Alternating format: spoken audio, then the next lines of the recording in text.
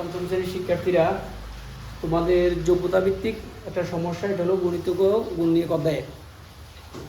আমরা দুইটি ড্রামের ধারণ ক্ষমতা 228 লিটার এবং 348 লিটার। কয়টা ড্রাম? দুইটা। ধরো দুইটা বড় বড় ড্রাম, একটু খেয়াল করো তাহলে এগুলো বোঝা যায়। একটা বড়, এটা একটা ড্রাম, আমরা বললাম এটা একটা ড্রাম। এখন এখানে সবগুলোতে ড্রামে কি আছে? পানি আছে। কি আছে?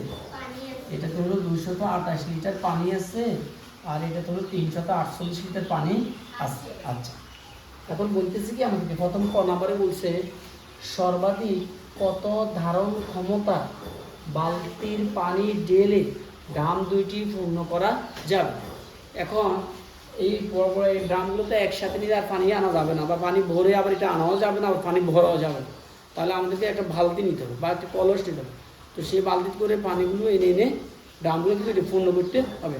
এখন কত লিটার সম্পূর্ণ বালতিটা হলে সেই বালতিতে করে করে এনে পানি দিব, এবং ওই যে অর্ধেক বা অল্প পানি রাখবো না, পুরো বালতি পরিপূর্ণ পানি। বুঝতেছি? এবং এই বালতির পরিমাণটা কত হবে? বালতির পরিমাণটা কত লিটার কিন্তু মানে বালতিটা হবে, এটি আমাদেরকে বের করতে হবে। তাহলে এখানে একটা কথা বলছে যে সর্বাধিক, তার মানে বোঝা যাচ্ছে চেষ্টা করতে হবে যে সর্বাধিক কত লিটার সম্পূর্ণ বালতিটি হলে সে বালতির পানির ঢেলে দুইটি ড্রাম পূর্ণ করা যাবে। তাহলে আমাদের অধ্যায়টা হলো গণিতক ও গুণনীয়ক। তাহলে আমাদের কাজটা কি করতে হবে? লসাগু। অবশ্যই আমরা হয় লসাগু অথবা গসাগু দুইটার একটার মাধ্যমে কাজটা কমপ্লিট করতে হবে। তাহলে আমরা কি করব? গসাগু করব। কেন গসাগু করব? সর্বাধিক ধারণ ক্ষমতার বালতি, সবচেয়ে বড়, বৃহত্তম, সর্বাধিক, এইরকম শব্দগুলো থাকলে আমরা কি করতে হবে?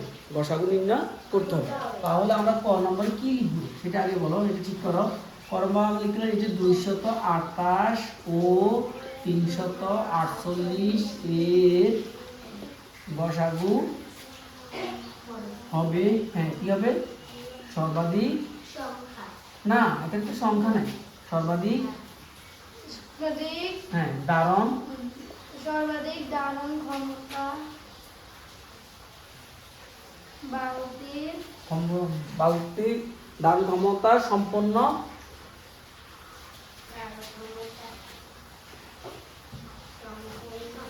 বালতির পরিমাণ, নাকি বালতির পরিমাণ, বালতি মানে যে বালতিটি হবে সেই বালতিটি হবে এদের গসাগুটাই হবে সেই বালতির পরিমাণ। আর সেইটা কত লিটার আমরা দেখবো। তাহলে আমরা একটু শুরু করি যা দিয়ে পরিমাপ, যা দিয়ে ড্রাম দুটি পানি দিয়ে পূর্ণ করা যাবে। তাহলে আমরা 228 আর কত 348 গসাগু নির্ণয় করবো। একটু খেয়াল করো, আমরা এটাকে এইভাবে করবো, ইউক্লিডীয় পদ্ধতিতে আমরা গসাগু নির্ণয় করবো। এখন দুইটা সংখ্যা কত দিয়ে ভাগ যায়, আগে আমরা ওই সংখ্যাটি নির্ধারণ করি। এই দুইটা সংখ্যা কি? যোগ। এককের ঘরে 8, এককের ঘরে 8, 228 348, তাহলে জোড় সংখ্যা করে 2 দিয়ে ভাগ যায়।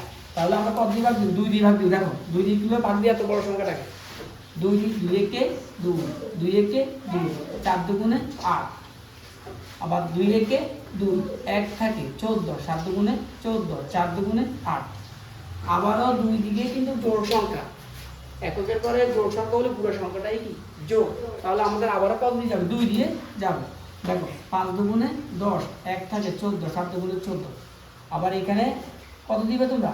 8 দুগুণে 16, 1 থাকে 14, 7 দুগুণে 14। এবার কত দিয়ে দেওয়া আছে একটু চিন্তা করতে দেখি। 228 আর 348 কে আর কত দিয়ে দেওয়া আছে? চিন্তা করে একটু। 2 দিকে একটা না, এখানে এককের ঘরে জোড়, এককের ঘরে জোড় বিজোড়, তাহলে 2 দিতে যাবে না। অন্য সংখ্যা 3 দিয়ে আমরা চিন্তা করি, 3 দিয়ে যায় কিনা একটু দেখি। 3 একে 3, হ্যাঁ যাবে। 3 দিয়ে 2 থেকে যাবে। দেখো একটু কিভাবে যায়। দেখো 3 দিয়ে দিলাম, 3 একে 3, 5 থেকে 3 দিলে 2 থাকে, 2 এটা 7 × 27, 3 9 27, তার মানে 3 × 57। আবার এখানে 3 দুগুণে 6, 3 দুগুণে 6, এখানে 2 থাকলো 8, 8 কে আমরা ভাগ দিলাম, 2 থাকলো 27, 3 9 আর যায় কিনা আমি একটু দেখি। হ্যাঁ 3 দিয়ে যায়, 3 দিয়ে কি 19 কে যায়, 29 কে কি যায়? একটু চিন্তা করো, যায় না, আর যায় না, আর যায় না। তুমি এখন কত দিবে? তুমি দেখো এমন একটা সংখ্যা খোঁজো যে সংখ্যাতে দুইটা সংখ্যাকে ভাগ, এমন একটা সংখ্যা খোঁজো পাওয়া যায় কিনা। 4 দিয়ে কি যায় না। না, 5 দিয়ে গেলে এক একের ঘরে কি বসে 0 বা 5 শূন্য অথবা 5 বসে। তারপর 6 দিয়ে কি যাবে এটা, 6 দিয়ে কি যাবে না, তাহলে কত দিয়ে যাবে 6 6 318, 3 4 এটাও যায় না, 7 দিয়েও যায় না, তাহলে আর যাবে না। তো না গেলে আমরা রসায়ন ক্ষেত্রে কোনগুলি আসবে বাক্যের সংখ্যাগুলো নির্ণয়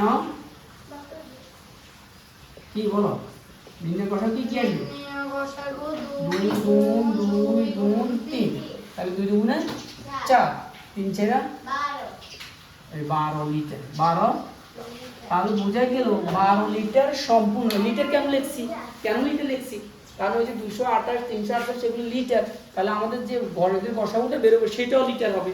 তাহলে 12 লিটার সম্পূর্ণ বালতিটাই আমাদেরকে কিনতে হবে। 12 লিটার সম্পূর্ণ বালতি কিনলেই আমরা 2টা ড্রাম সমানভাবে দিয়ে কি করতে পূর্ণ করতে পারবো।